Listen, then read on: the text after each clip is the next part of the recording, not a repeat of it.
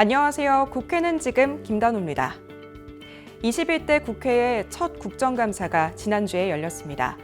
총선 이후 열세에 놓였던 야당은 이번 국정감사를 통해 반등을 노리고 있는데요. 제1야당인 국민의힘은 모든 상임에서 문재인 정부의 실정을 들춰내겠다며 전방위 파상 공세를 펼쳤습니다. 제1야당인 국민의힘은 앞서 예고한 대로 추미애 법무부 장관 아들 의혹과 강경화 외교부 장관의 남편 국외 여행 논란, 사법개혁 등 굵직한 사안들로 공세를 이어나간다는 입장인데요. 오늘 국회는 지금에서는 국정감사와 강은미 의원이 발의한 고용보험법 일부 개정 법률안과 정부가 발의한 지방세법 일부 개정 법률안에 대해서 알려드리겠습니다.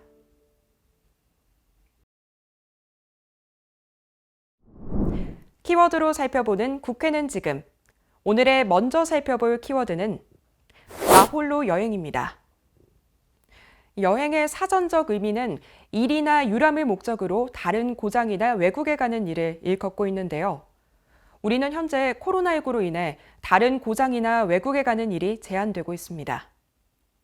지난달 외교부는 코로나19로 인한 특별 여행주의보를 발령하고 해외여행 계획이 있는 경우 취소하거나 연기를 권고했습니다.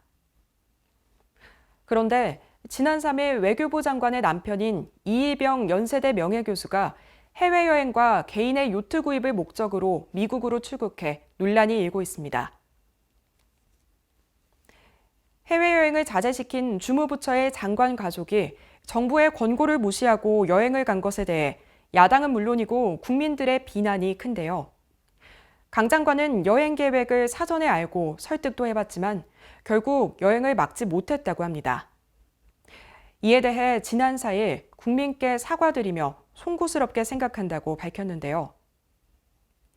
국민의힘은 논평을 통해 국민들은 정부의 방역 지침에 따라 추석 성묘도 못 갔는데 정작 주무부처인 외교부 장관 남편은 마음대로 해외여행을 떠난다니 믿기 어렵다며 이게 제대로 된 문명국가인가라고 비난의 목소리를 높였습니다. 여당에서도 비판의 목소리가 나왔습니다. 그동안 정부 보호에 열중이었던 여당이었지만 이번 사안까지 보호하기는 어려웠겠죠. 이낙연 더불어민주당 대표는 서울 마포구 토끼동 공부방에서 열린 코로나19 돌봄 취약 관련 현장 간담회를 마친 뒤 기자들과 만나 강 장관 배우자 여행 관련 견해를 묻는 질문에 국민의 눈으로 볼 때 부적절했다고 생각한다고 밝혔습니다. 이 교수는 출국 당시 코로나19가 걱정되지 않느냐는 기자의 질문에 걱정은 되지만 마스크를 많이 챙겨서 간다고 대답했습니다.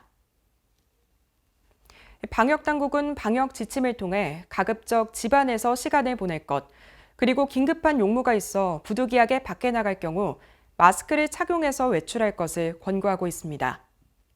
마스크를 쓴다고 해서 감염을 100% 막을 수는 없습니다. 마스크를 착용하고서도 감염된 사례 역시 무수히 많은데요. 마스크는 최소한입니다. 절대적인 게 아닙니다.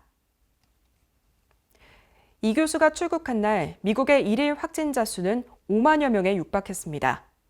미국의 대통령까지 코로나19로부터 자유롭지 못할 정도로 미국의 상황은 좋은 편이 아닌데요.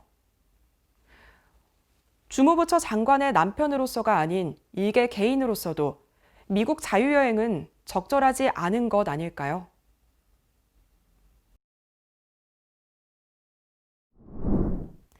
키워드로 살펴보는 국회는 지금. 오늘 살펴볼 두 번째 키워드는 국정감사입니다. 지난 7일 21대 국회 첫 국정감사가 시작됐습니다.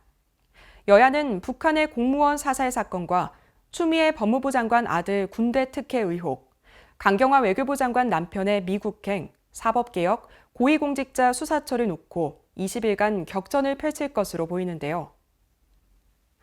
국회는 이날 오전 10시부터 겸임 상임위원회를 제외한 13개 상임위를 일제히 가동해 국정감사에 들어갔습니다.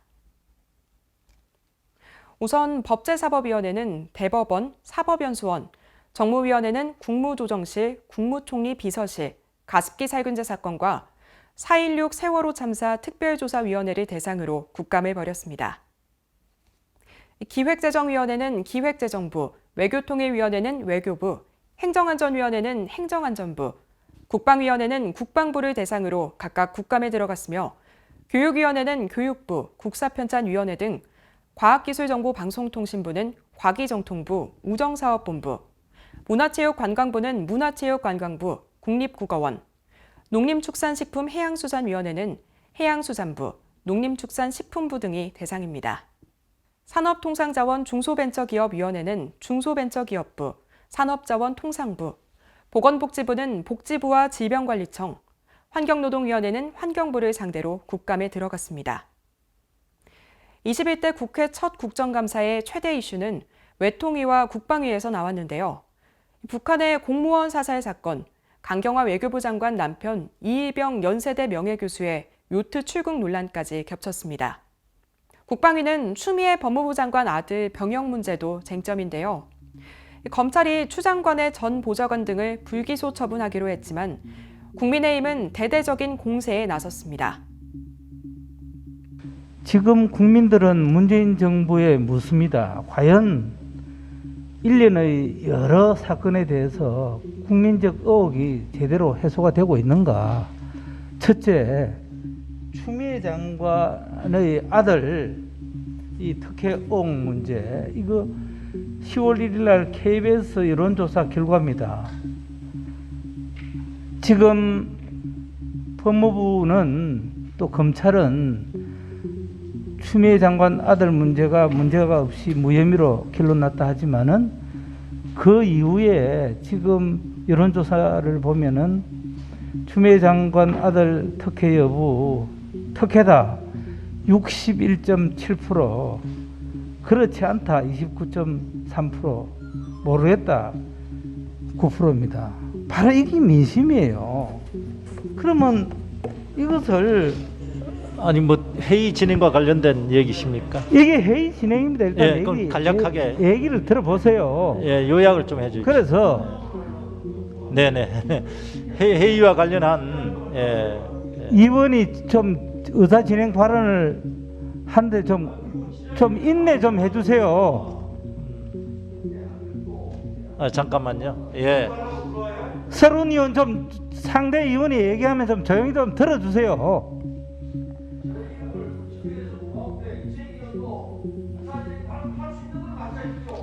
아니 여러분 우리 저 위원님들 자 동료 의원의 의사 진행 제가 아니 잠깐만요. 제가 위원장인데 지금 그 우리 이채 위원님 발언권을 얻어가는 거예요. 그래서 얘기를 하려면 위원장인데 아니 저 발언 기회를 회의 진행과 관련된 얻어가세요. 얘기를 좀 해주시고요. 자 위원님 상호간에 조금 이채 위원님 간략하게 그래서 말씀해 주십시오. 예. 이 문제 또한 공무원 피살 사건 문제, 여기 지금 공무원 피살 사건 문제도 지금 그 아들의 이 손편지를 한번 보십시오. 이렇게 구구절절한 편지를 통해서 억울한 아버지의 누명을 좀 벗겨달라고 하는데 한 명도 지금 정인 참고인 동의를 하지 못하겠다고 하면은 과연 이것이 우리 대한민국 국회의 또 국방위원회의 모습인가? 이런 입장에서 제1야당이 어떻게 국정감사를 제대로 할 수 있겠는가? 저는 위원장님께 제가 제안하겠습니다. 위원장님. 제가 이제 말씀드렸잖아요. 이게 이 추미애 장관 건에 대해서는 바로 국민의힘이 고발한 사건입니다. 그 고발한 사건에 대해서 검찰이 기소조차 하지 않은 무혐의 처분을 받았는데 그걸 가지고 어떻게 합니까? 그 다음에 현재 수사 중인 상황인데 저희는 지금까지는 형님에 대해서 과연 증인으로서의 어떤 역할을 하실지, 그 다음에 이분이 주장하시는 거에 대해서 이야기를 하려면 한미 간 공동 첩보 자산인 SI에 대해서 노출을 안 시킬 수가 없잖아요. 그러면 거기에 대해서 정확하게 속시원히 답을 못 들으실 거 아닙니까? 근데 최근에 여야 의원님들 보면은 심각한 SI 노출 이런 것들이 나오고 있어요. 그러니까 충분히 더 검토를 해봐야 될 거 아닙니까? 예, 그것은 우리 황희 간사님 그 회의 중이라도 다시 한번 한기호 간사님하고 통화를 하시든지 해서 계속 협의를 해주시고요. 회의는 시작하도록 하겠습니다. 네, 그거는 아니 이제 아까 얘기하셨잖아요. 아니 어제도 말씀하셨고 회의 시작하시죠.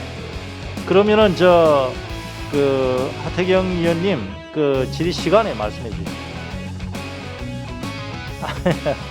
회의 같은 얘기신가요? 같은 얘기실 거 아닙니까? 그래서 하여튼 회의를 시작하도록 했습니다. 회의 시작하겠습니다. 아까 예. 자, 그럼 질의 순서에 따라 질의를 시작하겠습니다. 먼저 김병기 의원님 질의해 주시기 바랍니다. 회의 하잖아요. 자, 우리 김병기 의원님 질의해 주십시오.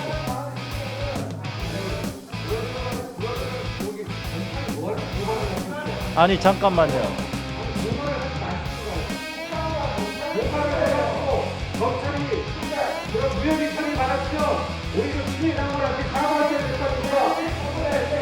아니 이렇게 무책임하게 의정 활동을 하십니까? 자 위원님들, 자 하태경 의원님, 아니 법체를 고발했으면 법체를 신뢰하니까 법체가 고발했을 거 아닙니까? 자 질의 시간에 해주세요. 자 회의 시작합니다. 자 하태경 의원님, 제가 발언 시간에 하세요. 발언 시간 하세요. 자 김병기 의원님 질의하십시오. 마이크. 기획재정위에선 코로나19 등 대외 위기에 의한 확장 재정으로 우려가 높아지는 재정 건전성 문제를 둘러싼 논쟁이 펼쳐졌으며, 행정안전위에선 개천절 광화문 보수 집회를 차벽으로 전면 봉쇄한 경찰 대응과 광복절 집회의 코로나19 재확산 책임론을 둘러싸고 여야 간 공방이 일어났습니다. 산업통상자원 중소벤처기업위에선 160조 원이 투입된 한국판 뉴딜과 함께 태양광, 원자력 발전을 둘러싸고 여야 간 격돌했고, 보건복지위에선 코로나19 백신, 치료제 개발, 백신 상온 노출 사고 문제, 교육위는 비대면 수업에 의한 학력 격차 문제가 다뤄졌습니다. 여야는 앞서 예고한 대로 물러서지 않는 공방을 펼쳤습니다. 이 국회의 주요 기능 중 하나인 정부 감시 기능을 잘 활용해 국민의 신뢰를 되찾는 국회가 되기를 바라겠습니다.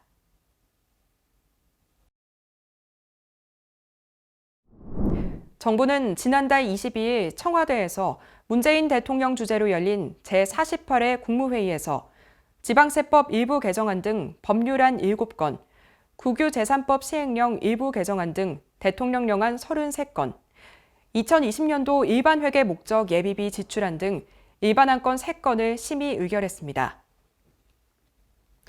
특히 지방세법 개정안에는 액상형 전자담배에 매기는 담배 소비세를 현행 니코틴 1ml당 628원에서 1,256원으로 2배 인상하는 내용이 담겨 있어 증세 의혹이 일고 있는데요. 오늘의 첫 번째 입법 예고, 정부가 발의한 지방세법 일부 개정 법률안입니다. 정부는 신종 담배 출시에 따른 과세 사각지대를 해소하기 위해 연초잎이 아닌 다른 부분을 원료로 하는 담배를 담배 소비세 부과 대상에 추가하고, 관련 담배와의 과세 형평성을 높이기 위해 액상형 전자담배에 대한 세율을 상향하며 주민세 균등분을 개인분으로, 재산분을 사업소분으로 변경하고 사업소 등에 부과하던 종전의 균등분의 일부를 사업소분으로 이관하는 등 주민세 과세 체계를 정비하는 한편, 개인지방소득세의 최고 세율을 인상하여 소득 재분배 기능을 강화하고 법인의 세부담을 완화하기 위해 내국 법인이 외국에 납부한 세액을 법인 지방소득세의 과세 표준에서 제외하는 등 현행 제도의 운영상 나타난 일부 미비점을 개선 보완하기 위해 발의했습니다. 지난 4일 보건복지부는 1년간 조사한 액상형 전자담배 안전관리 대책의 추진 상황을 발표했습니다. 질병관리청에 따르면 액상형 전자담배 성분 중 프로필렌 글리콜과 글리세린, 가약물질의 경우 일부 농도에서 세포 생존율이 감소하는 것으로 나타났습니다. 프로필렌 글리콜과 글리세린은 용매제로 사용되는데 국내에 유통되는 112개 액상형 전자담배 제품에서 모두 검출됐는데요. 가약 물질인 디아세틸, 아세토인 등은 미국과 영국 등이 폐질환 유발 가능 성분으로 경고하고 있는데 국내 유통 제품 중에서는 8개에서 검출됐습니다. 그러나 질병관리청과 공정거래위원회 등이 전국 병원 집중치료센터와 국민건강영양조사 건강보험공단 연계자료, 소비자위해 감시 시스템 등을 통해 액상형 전자담배 관련 의심 사례를 수집 분석한 결과 국내에서 액상형 전자담배와 관련한 급성 폐손상 사례는 아직 발생하지 않았는데요.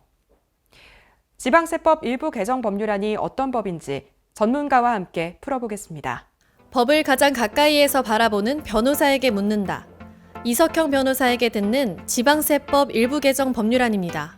네, 오늘 지방세법 일부 개정 법률안에 대해서 알아볼 텐데요. 이 법안 어떤 법안인지 소개 부탁드립니다.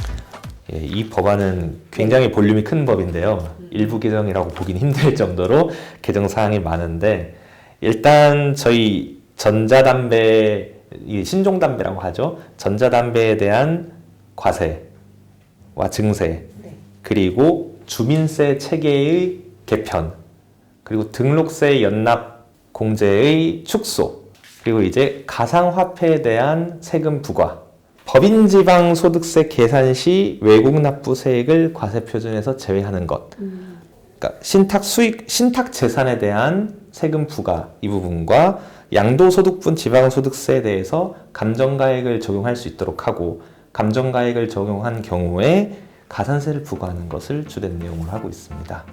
그렇다면 되게 다양한 내용들의 법안에 지금 포함이 되어 있는데 네네. 가장 주요하게 보면 좋을 만한 법안이 첫 번째로 어떤 걸까요? 사실 거의 대부분의 내용은 저희 소득세가 2020년도 개정을 예고를 하면서 소득세 개정을 따라가는 부분이 많고요. 네. 왜냐하면 지방세에도 소득세와 함께 부과되는 세금들이 많기 때문에 지방세법의 특유한 쟁점으로는 담배에 대한 세금과 주민세 개편 이 두 가지를 크게 꼽을 수 있는 것 같습니다. 그리고 이거 관련해서 이제 또 문제가 되는 게 이제 일반 담배에는 같은 세금이 부과되는데 액상형 담배는 유해성이라는 조금 모호한 기준을 과세 근거로 삼아서 이게 세계적인 유례가 없어서 역차별 논란이 좀 있는데요. 그 액상형 담배 같은 경우에는 네. 이제 여러 가지 성분으로 구성이 되어 있어요. 액상형 담배가 한 가지 레시피로 있는 게 아니라 뭐 어떤 성분 이렇게 여러 가지 성분을 조합해서 만들고 있는데 그 조합한 성분 중에서 유해한 성분이라는 것을 새롭게 규정함으로써 거기에 대해서 별도의 과세를 하겠다 이런 입장으로 판단이 됩니다. 근데 그런 유해성에 대해서 명확한 기준을 마련하지 않았다는 점은 좀 아쉬운 점이고요.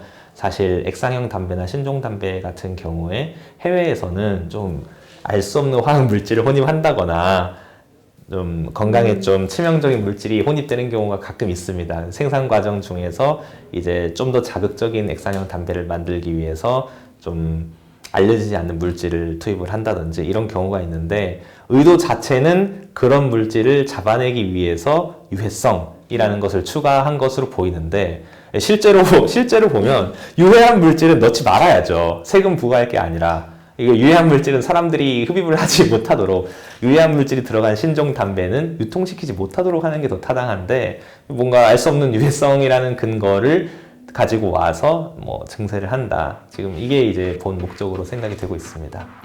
네, 그래서 이제 이게 목적은 원래 이제 국민 건강 증진이 목적이다라고 말을 했는데 결국은 이게 이거 좀 징벌적 세금 과세가 아니냐라면서 이제 증세가 목적인 것 같다. 세금 부과의 타당성이 조금 없다는 그런 이제 오해의 목소리도 있는데 어떻게 생각하시나요? 예, 국민 건강 증진만이 목적이라면 네. 이번 신종 담배 증세로 인한 세입은 모두 이제 국민 건강을 위한 재원으로 사용이 되어야겠죠. 그렇지만 실제로는 일반 재정에 편입이 되기 때문에 이 재정이 국민 건강에 쓰인다는 보장은 없습니다. 그래서 증세 논란은 피해 갈 수는 없을 것으로 보이는데요. 그렇지만 현실적으로 뭐 이런 특별한 부담금이나 이런 식으로 과세를 하지 않는 이상에는 세금이라는 형태로 부과하는 이상에는 어차피 일반 재정으로 들어갈 수밖에 없기 때문에 증세 논란은 피할 수는 없지만 어떻게 보면 불가피할 수도 있다. 이렇게 결론 내릴 수 있을 것 같습니다. 네, 목적과 달리 이게 실제로 그런 관련한 예산으로 이제 편성이 되는 건 아니라 그냥 일반 세금으로 이제 그게 편성이 되는 거군요. 네, 굳이 말하자면 세금이 늘어나니까 네. 액상담배를 적게 피겠죠. 그러면 그 적게 피는 행위가 국민 건강의 증진에 도움이 될 수는 있죠. 이런 식으로는 도움이 될 수는 있는데 또 액상담배를 적게 피면서 이분들이 연초로 넘어가는 경우에는 국민 건강 증진에는 도움이 안 됩니다.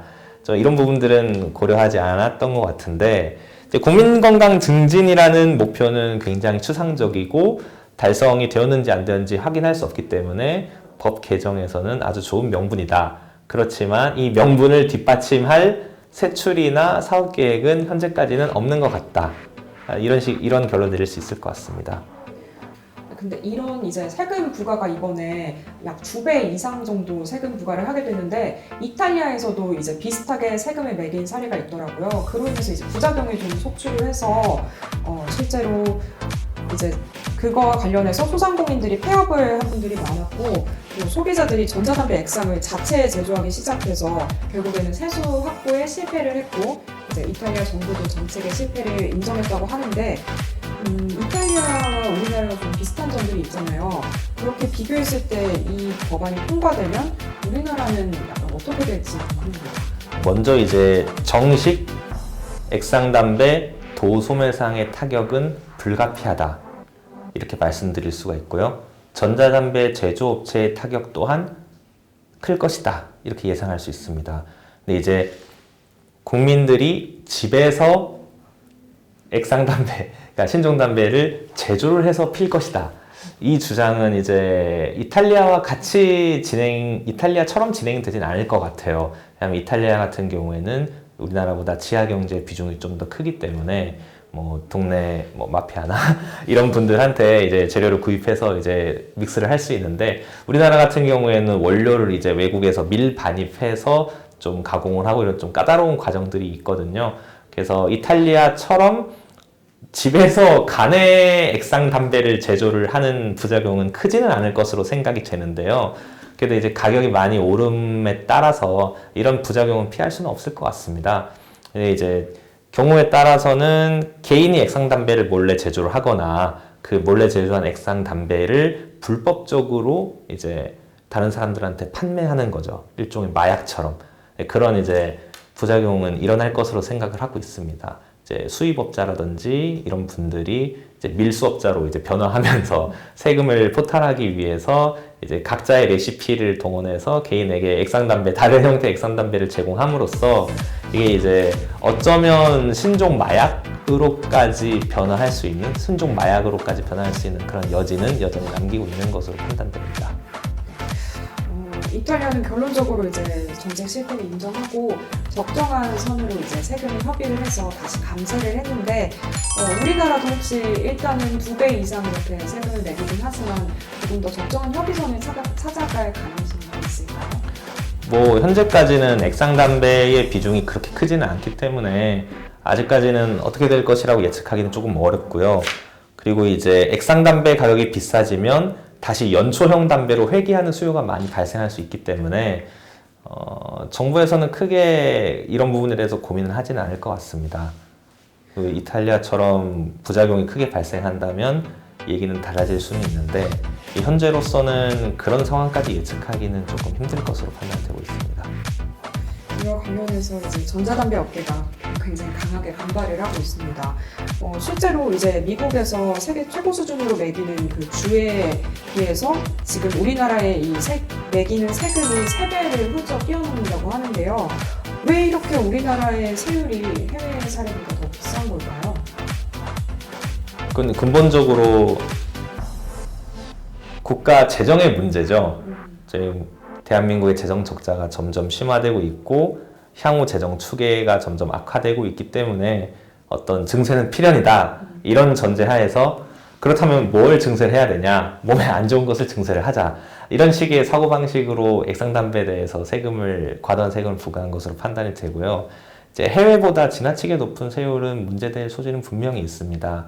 분명히 있어서 이런 부분에 대해서는 전자담배 업계가 느끼고 있는 위기감이나 이런 부분들은 충분히 이해를 하고 있고 사실 이런 부분에 대해서 조금 더 오랜 기간 동안 논의와 수기를 거쳐서 전자담배 세금을 천천히 인상을 했더라면 저희 전자담배 업계 또한 이에 대응할 수 있지 않았을까 하는 아쉬움은 있습니다. 실제로 이제 저희 전자담배 또는 액상담배를 사고 파시는 분들이 차지하는 경제 규모가 적지가 않은데 이 경제를 갑자기 포기해버리는 것과 다름이 없거든요. 물론 이제 전자담배를 안 피게 되는 사람들이 연초담배를 피움으로써 어떤 공기업인 KTNG의 수입과 매출이 증가할 수 있다는 그런 점은 전체 국가 경제적으로 봤을 때는 이게 더 바람직할 수는 있지만 전자담배 업계를 이런 식으로 갑자기 위축시키는 것은 좀 신뢰에 반하지 않나 이런 생각이 들고 있습니다. 결과적으로 이제 증세가 결정인 거네요. 이 지방세법 일부 개정 법률안이 이제 주로 다 증세와 관련된 내용인데 이와 관련해서 또 다른 이제 법안도 두 번째로 중요하게 보는 법안이 어떤 게 있을까요, 요즘에? 네, 두 번째로 중요하게 생각이 되는 것은 주민세 구조의 완전 개편입니다. 개념을 이제 변경한 것에 불과하긴 한데요. 기존에는 이제 균등분이라고 불렸던 대한민국의 지방자치단체에 주소를 두고 있는 모든 개인에게 부과되는 세금을 균등분에서 개인분으로 명칭을 변경하고, 그리고 이제 법인에 부과되었던 법인과 개인 사업자한테 부과되었던 재산분이라는 주민세를 사업소분으로 명칭을 변경하였습니다. 이제 이 명칭 같은 경우에는 여러 가지 논란이 있었는데요. 개인한테 부과되는 게 왜 균등분이냐? 일단 법인이나 개인 사업자한테 부과되는 게 왜 재산분이냐? 이런 명칭이 과연 적정한 것인가에 대한 논쟁은 오랫동안 있었고, 이런 부분들을 이제 정부에서 반영을 하면서 법의 개념을 바꾼 것으로 판단이 되는데요. 이제 아쉬운 점은 주민세에 있어서 균등분과 재산분이라는 단어를 다른 법령에 많이 원용하고 있는데, 지금 이 지방세법 일부 개정 법률안에서는 지방교육재정교부금법이나 회생 및 파산에 관한 법률, 제주지방자치단체에 대한 특별법, 이런 부분들은 규정을 해서 이제 개념을 바꾸고 있는데, 지방세 기본법이나 조세특례제한법, 지방세특례제한법에도 이 주민세에 대한 규정이 있거든요. 이 개념까지 같이 바꿔야 되는데 이 개념 바꾸지 않았다는 좀 오개티 놓친 부분들이 좀 있고요. 이런 부분들은 이제 추후. 지금까지 전문가의 시각에서 살펴본 지방세법 일부 개정 법률안이었습니다. 지난 2015년 담뱃값 인상 때를 되돌아보면 당시 박근혜 정부는 담뱃값 인상폭을 금연에 효과적이라 판단됐던 가격이 아닌 최대 증세치로 여겨진 4,500원에 맞췄습니다. 당시 새정치민주연합 당대표로 있던 문재인 대통령은 꼼수 증세로 서민을 더 힘들게 한다고 비판했는데요. 정부와 대통령에게 묻습니다. 지금 액상형 전자담배 증세가 그때와 다르다고 말할 수 있는가요?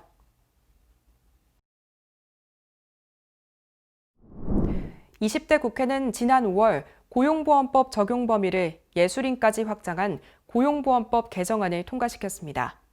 그러나 택배 노동자, 학원 강사 등 특수고용 노동자와 배달대행 등 스마트폰 어플리케이션을 기반으로 한 플랫폼 노동자도 모두 고용보험 의무가입 대상에 포함하겠다던 여건이었으나 당시 미래통합당이 문제를 제기하며 난색을 표해 합의가 불발됐습니다.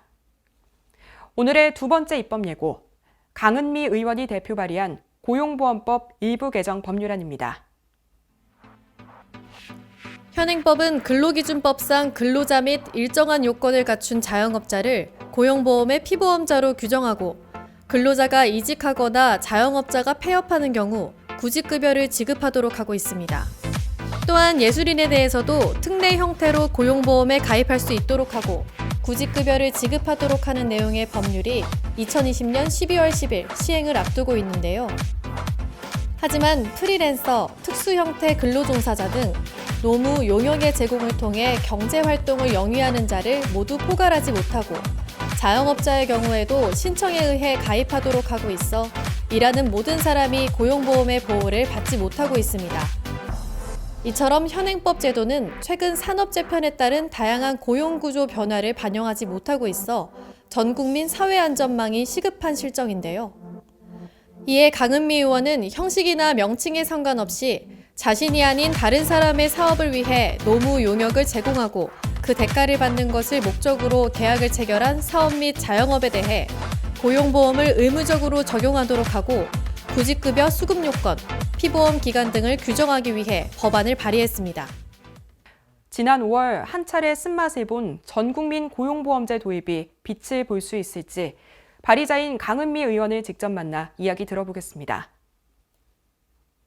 2017년 정의당 부대표를 거쳐 21대 국회의원 선거에 당선해 현재 정의당 원내대표인 강은미 의원에게 듣는 고용보험법 일부 개정 법률안입니다. 의원님 안녕하십니까? 네, 반갑습니다. 네, 반갑습니다. 오늘 고용보험법 일부 개정 법률안 발의해 주셔서 이 법안에 대해서 얘기를 들어보려고 하는데요. 어떤 법안인지 소개 부탁드립니다. 이번에 코로나 때문에 전 세계적으로 전 국민한테 재난지원금을 준 나라가 미국하고 대한민국밖에 없다고 합니다. 그만큼 사회 안전망이 촘촘하지 못하기 때문인데요. 그래서 대통령께서도 전국민 고용보험이 필요하다라고 여러 차례 말씀을 하셨고, 그래서 이 전국민 고용보험은 사각지대에 있는 일하는 사람들이 촘촘하게 사회 안전망에 들어올 수 있도록 하는 법안입니다. 다양한 형태로 일하는 사람들이 2,400만 정도 되는데 실제 고용보험 안에 들어있는 사람들은 1,200만 명 정도거든요. 그러니까 반쪽짜리 고용보험인데 특히 여기서 빠져있는 프리랜서 그리고 이제 자영업자 중에서도 1인 자영업자는 특수고용 노동자일 확률이 높거든요. 그런 노동자 그리고 또 이 플랫폼 노동자 최근에 많아지고 있는 이런 노동자들을 다 포함하는 그런 법률안이고요. 그래서 그동안에는 이제 임금 중심으로 체계가 만들어졌는데 이건 소득 중심의 보험 체계로 전환하는 것입니다. 그렇다면 이 법안을 발의하게 된 조금 더 구체적인 이유가 있을까요? 네. 4차 산업혁명이 일어나고 굉장히 고용 형태가 기존에 있는 고용 형태와 다른 형태로 변화하면서 일시적이든 장기적이든 이제 고용이 불안해지는 시민들이 엄청 많아지고 있습니다. 근데 그런 사람들이 사회적으로 전혀 안전망이 없어서 바로 이 고용에서 이제 탈락하면 저소득층이나 최하층민으로 전락하는 문제가 있어서 그 사람이 새로운 직업으로 들어가는 동안에 이제 사회 안전망으로 좀 보장해주는 취지가 강하고요. 우리 이번에 추경에 1차 추경부터 4차 추경에도 이렇게 고용보험에 포함되어 있지 않는 다양한 노동자들을 보호하기 위한 예산들을 엄청 많이 투입을 했습니다. 그런데 실제 이곳에 있는 특수고용 노동자나 프리랜서 노동자들은 우리가 기여금을 내고 그리고 실질적으로 우리가 어려울 때 그 기여금으로 보장을 받겠다 이렇게 본인들이 주장하고 있는 면도 있고 해서 이제 발의하게 된 것입니다. 고용 형태는 다양해졌는데 이제 고용보험은 형태가 하나다 보니 고용의 형태도 조금은 다양해져야 하지 않을까 하는 목소리도 있습니다. 이에 대해서는 어떻게 생각하시나요? 재보상보험도 마찬가지로 전속성이 기준이었어요. 그래서 이제 특수고용 노동자들이 많은 사람들이 산재보험에 편입이 되긴 했는데 실제로 적용돼야 될 대상자들이 200만 명이 넘는데 적용되는 사람은 8만 명밖에 되지 않거든요. 이런 것처럼 그 전속성이라고 하는 기존의 이제 노동자에게 한 장소에서 일정하게 일해야 되는 이런 것을 좀 바꾸는 게 필요하고요. 그래서 이번에 그 안은 임금 기준이 아니라 본인의 소득이 얼마인지 그리고 실제 그 여러 사업장에서 근무하더라도 보장을 받을 수 있는 방식으로 이 법안을 도입했다고 말씀드리겠습니다. 제가 알기로는 고용보험 부과리 조금 가속화되고 있는 상황이라 이게 확대를 하기 위해서는 조금 예산 확보가 쉽지는 않을 것 같은데 예산 확보에 대한 계획은 어떻게 되실까요? 지금은 고용보험 기여율이 개인이 0.8%, 그 다음에 기업이 0.8%, 그래서 총 1.6%이거든요. 근데 이제 고용보험의 기여율 자체를 높이려고 합니다. 그래서 개인이 1%, 기업이 1% 해서 2%로 하려고 하고요.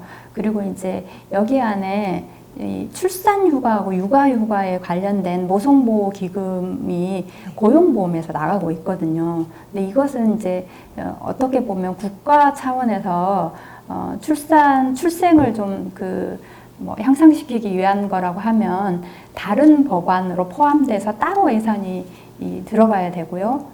그렇게 해서 이제 이걸 빼고 나면 좀 더 뭐 2조 정도 여유분이 생길 거고요. 그다음에 또 한 가지는 건강보험료도 정부에서 100분의 15% 정도의 재정을 부담하고 있습니다. 그래서 고용보험과 관련해서도 일정 부분 국가에서 부담하게 하는 것까지를 포함하면 어느 정도 해결된다고 생각합니다. 진행이 된다고 하더라도 이게 법안이 통과되려면 아무래도 더불어민주당과 협치가 조금 필요한 상황인 것 같은데요. 이번 법안 통과를 위해서 구체적인 계획이 있으실까요? 일단 여기에 해당되는 뭐 방송작가 유니온, 그다음에 택배 노동자, 그리고 뭐 라이더 뭐 노동자들, 이렇게 당사자들이 이 법안이 왜 이렇게 절실하게 필요한지 이런 이야기들을 곳곳에서 하고 계시고요. 또 전국적으로 지역별로 전국민 고용보험이 사회 안전망으로 너무 필요하다라고 하는 이런 운동들이 좀 벌어지고 있습니다. 이제 그리고 정부에서도 대통령이 여러 차례 전국민 고용보험을 한다고 했으면서 실제로 일하는 사람들이 다 포함되지 않는 고용보험은 가짜 고용보험인 거 아니냐, 국민을 속이는 거 아니냐, 이런 측면에서 민주당이 좀 더 적극적으로 이 정책을 추진하도록 정의당도 압박을 할 거고, 당사자들인 시민들이나 또는 뭐 노동자들도 적극적으로 요청을 하려고 생각하고 있습니다. 실질적인 혜택이 되는 국민들의 목소리를 모아서 이제 네. 피력을 하겠다는 말씀이신데, 그럼 현재 진행 상황은 어느 정도가 될까요? 민주당에서도 이제 뭐 이것과 관련된 법률안을 고민하고 있는 걸로 알고 있고, 정부 안도 이제 뭐 재정 문제나 이런 것까지를 포함해서 12월 달 중으로 아마 정부안이 나올 것 같고요. 실제 이번에 대정부 질문에서도 국민의힘 의원도 이거 지금 현재 정부가 추진하고 있는 정도라고 하면 가짜 전국민 고용보험 아니냐, 하려면 제대로 해라, 이런 이야기를 하고 있어서 이 문제는 여야를 떠나서 진보와 보수를 떠나서 모든 사람들이 공감하고 있는 문제라고 보고, 그런 면에서 이제 조금 여론들은 좀 올라왔다고 생각이 듭니다. 그렇다면 지금 이 법안과 관련해서 조금 더 추가적으로 혹시 설명해 주실 내용 있으실까요?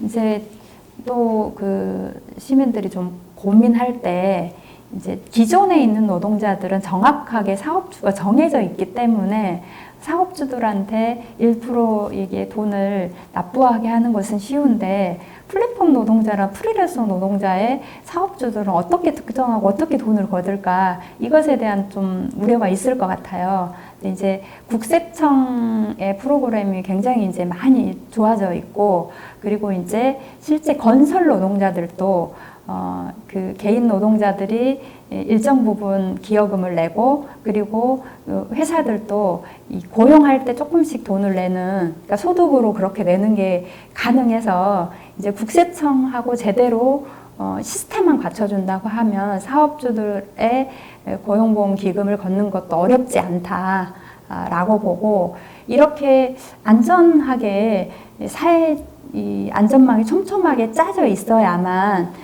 이제 다른 방식으로 사회복지에 대한 돈이 들어가지도 않고, 그리고 노동자들이 스스로 다시 이 사회에서 살아갈 수 있는 기본 이런 틀이 된다라는 생각입니다. 그래서 적극적으로 또 응원해 주시고 꼭 이 법이 통과될 수 있도록 관심을 가져주시면 좋겠습니다. 혹시 이 법안에 관련해서 이제 개인과 기업의 기여를 좀 높인다고 말씀을 해주셨는데, 반대의 목소리는 없을지 또 좀 궁금합니다. 아마 노동자들은 네. 이게 이제 사회 안전망이라고 하는 것이 건강보험도 그렇고 국민연금도 그렇고 같이 이제 연대해서 함께 나누는 뭐 이런 것이기 때문에 노동자들은 설득하고 가능할 것 같아요. 네. 근데 이제 기업이 조금 반대할 것 같은데, 저는 기업이 사회적 책임을 다하기 위한 노력을 해야 된다고 생각하고, 우리나라가 굉장히 기업하기 좋은 나라입니다. 엄청 혜택도 많고, 그런 면에서 결국은 이 나라의 시민들이 전부 다 건강하게 살 수 있어야 그 기업도 살 수 있다라는 생각으로 겨우 1%밖에 되지 않는 기여금을 내기 위한 노력만 하면 된다고 생각합니다. 네. 그러면 마지막으로 시청자분들께 한 말씀 부탁드리겠습니다.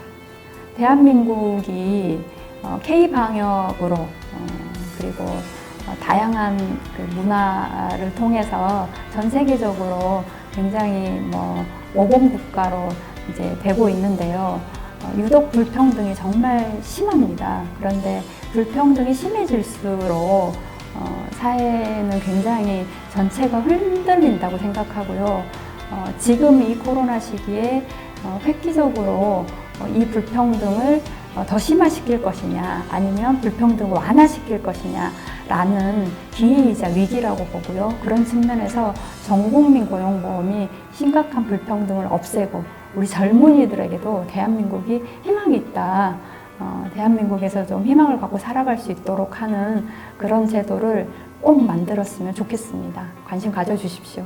네, 오늘 말씀 고맙습니다. 네, 감사합니다. 강은미 의원이 발의한 고용보험법 일부 개정 법률안은 지난 5월 더불어민주당 한정혜 의원이 발의한 법안과 맥락이 비슷한데요. 강 의원이 발의한 고용보험법 일부 개정안이 어떤 법안인지 전문가와 함께 자세히 알아보겠습니다. 법을 가장 가까이에서 바라보는 변호사에게 묻는다. 곽준호 변호사에게 듣는 고용보험법 일부 개정 법률안입니다. 네, 오늘 이 고용보험법 일부 개정 법률안 어떤 법안인지 소개 부탁드립니다. 예전에는 이제 고용보험이 적용되는 대상을 일정 부분의 근로자로 제한되어 있었는데요. 이제는 그 범위를 확대하는 규정이죠. 특히 이 법에서 적용이 확대되는 대상이 특수고용직이라고 해가지고 형식상은 자영업자, 내용은 실질은 근로자인 분들에게까지도 그 고용보험의 적용 대상을 확대하는 것이 특징입니다. 네. 구체적으로 지금 말씀해주신 분들의 사례가 어떤 게 있을까요? 예, 골프장 캐디라든지 학습지 교사, 대리운전 기사님 같은 분들이 적용 대상이죠. 이분들이 예전부터 많이들 이제 자신의 지위를 근로자로서 확인해 달라는 여러 가지 투쟁이나 이렇게 운동을 많이 해왔었죠. 그런 분들에 대해서 고용보험의 대상을 확대한 것입니다. 그러면 고용보험 대상이 확대됐다고 말씀해 주셨는데 네. 이게 전국민 고용보험과는 조금 다른 건가요? 그런 취지로 나아가는 것이죠. 이런 걸 하나하나 해나가면서 전 국민에 대한 고용보험을 해나가는 것입니다. 그래서 일단 개인적으로 이런 분들이 개개인적으로 자영업자의 형태로 사업자로 등록하신 분들도 많았고요. 그 다음에 근로 형태 자체가 일반적으로 9 to 6의 근무 형태가 아니기 때문에 근무 형태 자체로도 근로자로서 규정하기가 쉽지 않았던 점들, 그리고 또 일이 항상 있으신 분들이 아니기 때문에 들쑥날쑥한 소득에 대한 평가도 어렵다는 점 등등 현실적인 부분이 많아서 근로자로서 보호를 받지 못했었죠. 근데 이제 정부가 새롭게 많은 분들에게 있어서 고용보험이라든지 그런 형태의 지급 대상을 확대하고 있는 추세의 일환입니다. 그러면 앞으로는 이제 전 국민으로 대상이 확대될 거라고 네. 하셨는데 제외되어 있는 그런 업종의 분들도 계실까요? 네, 그런 분들에 대해서 이제 아직은 세상의 모든 형태의 근로자분들을 다 포함할 수는 없다고 할 것이지만은 이렇게 지금 대상을 확대하다 보면 언젠가는 이제 전 국민이 대상으로 되지 않을까 싶습니다. 네. 그러면 이번 법안으로 확대됐는데 이 혜택을 보는 것들이 어떤 것이 있을까요? 예, 예를 들어서 특수고용직 노동자들, 아까 말씀드린 그 기간제업소라든지 예를 들면 대리업 하신 분들이 실직했을 경우에 실직에 관련된 보험 혜택을 받는 것이 있고요. 또 한 가지 특징이 그 소득 감소에 대한 분에 있어서도 이제 혜택을 받을 수가 있습니다. 네, 이런 것이 장점이 될 수 있겠죠. 그러면 이 예산 확보가 쉽지 않는 거라고 이제 판단을 하시는 건데 그 네. 개인 부담금과 이제 기업 부담금을 네, 조금씩 올려서 이제 그렇게 확보하는 걸로 알고 있거든요. 네. 이렇게 되면 이제 고용주들이나 이제 개인의 부담이 좀 커지지 않나요? 예, 커지고 있고요. 지금도 적자가 이제 계속 커지고 있잖아요, 이미. 네. 그래서 적자가 커지고 있고, 우리나라는 사실 이러한 근로 4대 보험뿐만이 아니라 그 다음에 군인보험이라든지 공무원 연금 같은 부분에 있어서도 공공기관의 이런 공적 부조로 인한 기금들의 적자가 지금 상당히 커지고 있는 추세거든요. 그게 지금이야 이제 안정적인 그 고용에 대한 일종의 보험 내지는 보장으로 지금 현 세대 국민들한테 지금 또는 지금 당장 일하는 사람들한테는 도움이 되겠지만은 그 후세라든지 또는 그런 부분에 대해서 이제 다음 세대를 생각하면은 그 세수 확보에 대한 게 결국은 그 세금 증세로 이어질 수밖에 없지 않나 싶습니다. 네. 그렇다면 이 법안 내용에서 조금 궁금했던 건데요. 네. 고용보험이 아무래도 고갈이 가속화되고 있다 보니까 고용보험에서 지불해온 육아휴직 급여를 네. 일반 회계로 이제 넘긴다는 그런 이제 내용이 있었는데 네. 이게 근본적인 해결 방법은 아니라는 목소리가 있더라고요. 어떻게 생각하세요? 이게 결국은 또 마찬가지입니다. 아까 말씀드린 것처럼 가장 도덕적 해이 내지는 이게 부담을 덜면서도 일을 쉽게 할 수 있는 일반 회계로 넘기는 거잖아요. 그래서 고용보험이라는 걸 따로 만들어둔 이유는 고용보험으로 인한 이 부분은 일종의 보험이기 때문에 그것이 보험으로 살아가는 사람은 없잖아요. 그러니까 무슨 말이냐면 보험이라는 것은 문제가 됐을 때에 대한 대비용이지 그것을 주가되게끔 해서는 안 되잖아요. 당장 눈에 띄는 그 고용보험의 적자라든지 고갈폭은 줄어들게 당장 보이니까요. 근데 실제적으로 눈에 보이지 않는 전체적인 국가 예산의 그 감소나 소실은 더 우려되는 부분이 있습니다. 지금까지 전문가의 시각에서 살펴본 고용보험법 일부 개정 법률안이었습니다. 지난 5월 통과된 법안으로 그동안 고용보험 가입 대상에서 배제돼 사회 경제적 보호를 받지 못했던 예술인들을 위한 고용안전망이 생겼다는 점에서 현행보다 진전됐지만 택배 노동자 등이 불포함돼서 지난 9월 택배 파업으로까지 이어졌는데요. 특수 노동자들의 경우 자신들에게 불리한 계약을 강요당하거나 일이 없을 경우에 보호 대책이 미흡해 구호할 길이 모호했습니다. 이번에 발의된 법안은 어떤 성적을 올리게 될지 국회는 지금에서 지켜보겠습니다. 이상 입법예고였습니다.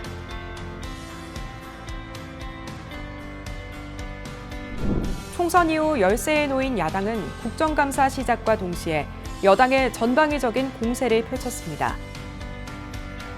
하지만 일부 상임위에서 주무부처 장관 사생활에 포커스가 맞춰져 있어 우려를 낳고 있는데요. 추미애 장관 아들 의혹은 법사위와 국방위에서 지속적으로 문제가 대두됐고 외통위에서도 강경화 장관 남편에 대한 질의들이 길어지면서 정부 감시 기능보다 여권의 지지율을 낮추기 위한 공세를 펼쳐 아쉬움이 큰 첫 국정감사였습니다. 오늘 국회는 지금은 여기까지입니다. 시청해주셔서 고맙습니다.